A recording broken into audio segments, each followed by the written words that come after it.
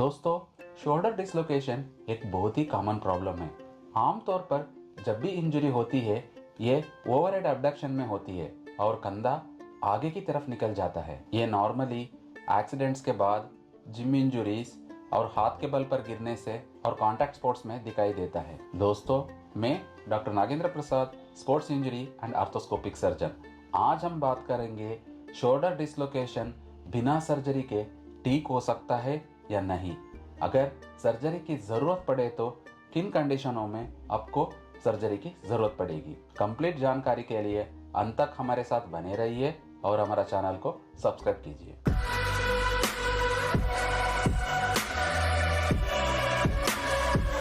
Normally shoulder dislocation आगे की तरफ होता है। इसको हम एंटीरियर लेबरल टियर अथवा बैंकार्ड टियर बोलते हैं। बहुत ही कम सिचुएशन में कंधा पीछे की तरफ डिसलोकेट हो जाता है। इसको हम पोस्टीरियर लेबरल टियर अथवा रिवर्स बैंकार्ड लीजन बोलते हैं। कॉमनली डिसलोकेशन होता है वो एंटीरियर डिसलोकेशन, मतलब आगे की तरफ डिसलोकेट होता है। अगर आपको शोल्डर डिसलोकेशन हुआ है तो ये एक इमरजेंसी कंडीशन होता है।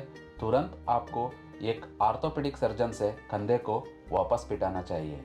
कुछ लोग क्या करते हैं, पहलवान के पास चले जाते हैं वरना फार्मासिस्ट के पास चले जाते हैं। इसको मैं कभी रेकमेंड नहीं करता हूँ, क्योंकि ज़्यादा खींचातानी करने के बाद कंधे के अंदर डैमेज बढ़ भी सकता है और कभी कभी हड्डी टूट भी सकती है। इसलिए इन सब चीज़ों को ध्यान रख के डिसीजन लेना चाहिए। किसी चोट के वजह से पहली बार कंधा उतरा है तो डरने की कोई ज़रूरत नहीं है।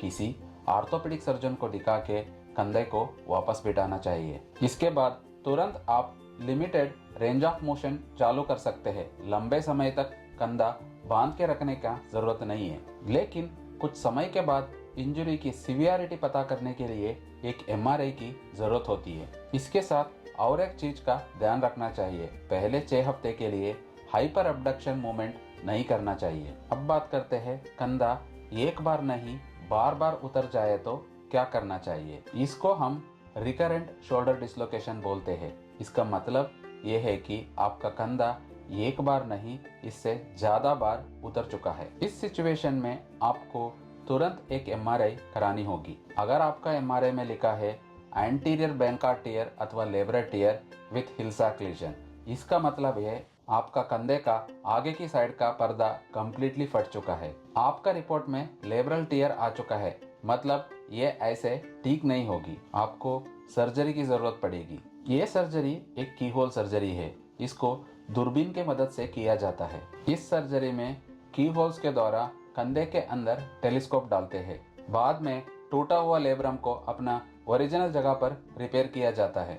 इस सर्जरी में कोई बड़ा चीरा नहीं लगता है, सिर्फ की होल के मदद से पूरी सर्जरी हो जाती है। सर्जरी के बाद चाहे तो पेशेंट उसी दिन घर भी जा सकता है। इसमें और एक एडवांटेज है, पहले जो सर्जरी होता था उसमें मेटल एंकर्स लगते थे और लेब्रम को गांठ लगाकर रिपेयर किया जाता था। अब जो हम करते हैं वो नॉटलेस बैंकार्ड रिपेयर सर्जरी है। इसमें कंधे के अंदर गांठ लगाने की जरूरत नहीं होती है और एंकर्स भी बायो एंकर्स है। कुछ समय के बाद ये बोन में डिजॉल्व हो जाते हैं। ये एक्सरे में दिखता भी नहीं है। अब बात आती है रिकरेंट शोल्डर डिसलोकेशन ने, लेकिन लेब्रम फटा नहीं है और हिलसैक लीजन भी नहीं है। तब क्या करना चाहिए? इसका मतलब है आपका लेब्रम ढीला हो चुका है, फटा नहीं है। इस कंडीशन में सिर्फ शोल्डर स्ट्रेंथनिंग एक्सरसाइजेस रेकमेंड करते हैं। इस कंडीशन में सर्जरी की जरूरत नहीं होती है। इसमें 6 हफ्ते का रेगुलर फिजियोथेरेपी चलता है। इसके बाद आपको इम्प्रूवमेंट लग रहा है तो आप बिना सर्जरी के रिकवर हो सकते हैं। इसके लिए आप एक क्वालिफाइड स्पोर्ट फिजियोथेरेपिस्ट के मदद लिया तो आप बेहतर रिजल्ट पा सकते हैं। अंत में मैं ये बताना चाहता हूँ, सबका शोल्डर डिसलोकेशन सेम नहीं है। हमेशा एक स्पोर्ट सर्जन की एक्सपर्ट ओपिनियन लेना चाहिए। आप भी शोल्डर डिसलोकेशन से परेशान हैं और क्या करना है समझ में नहीं आ रहा है तो अपना एमआरआई व्हाट्सएप करके फ्री एक्सपर्ट ओपिनियन ले सकते हैं। धन्यवाद।